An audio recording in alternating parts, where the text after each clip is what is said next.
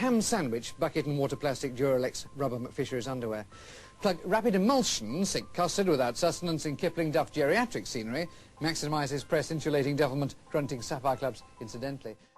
This is what most English language learners hear in social studies classrooms. For ELL students, how can we promote higher order thinking and critical thinking in social studies based assignments? First, a bit of background.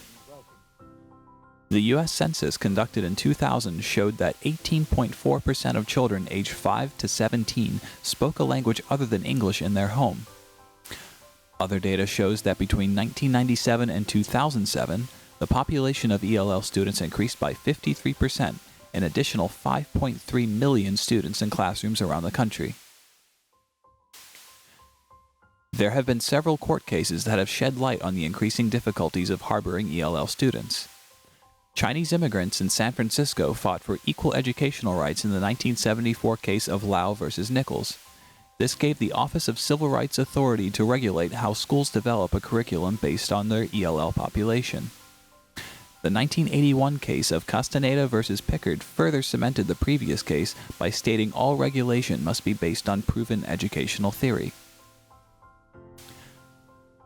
Many schools face an abundant ELL population.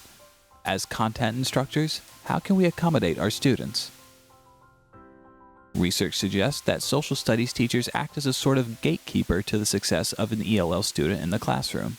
Their attitudes toward the inclusion of ELL students in the classroom activities significantly impact their performance. Researchers also found that a lack of interaction with ELL students led them to be less participatory in class and to lead them to not develop important critical thinking skills.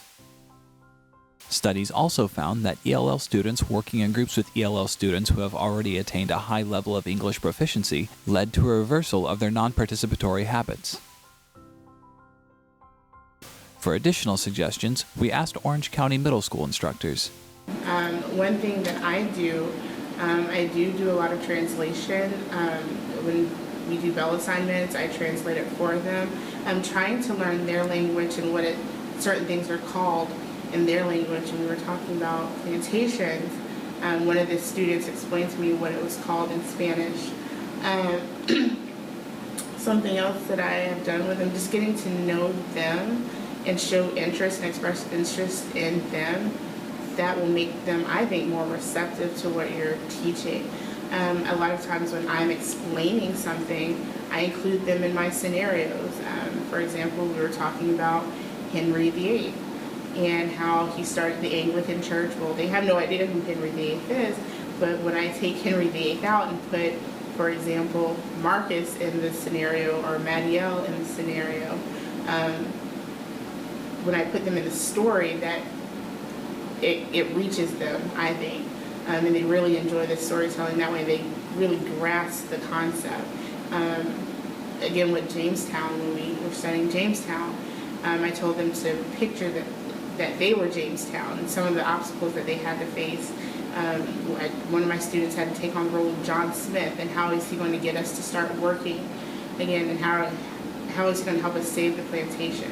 So just what do they call it, culturally responsive teaching, just making it relatable to them, getting to know them and what these things are called in their culture, and trying to make it relatable to their culture, I think will greatly improve. Always we need to remember that they need visuals to understand what's going around them because they don't know the language. Once you try to make connections with any visual with the vocabulary in the text, it will help the students to understand better what they're reading. If they don't understand what they're reading, it will be impossible to translate from their own native language to the English language. When they have visuals, they can connect the information that they have from their native language to their new language that they're learning. By utilizing these research methods and instructional techniques, we can better help students connect to the content. So students can go from hearing this, Perspicaciously rattled mandibles on asinine shoestring drawn to lost three butter machismo were never cobbled therein, to hearing this. Okay, I want you to tell your neighbor, ones are going to tell twos, what is the first step you need to do before you can start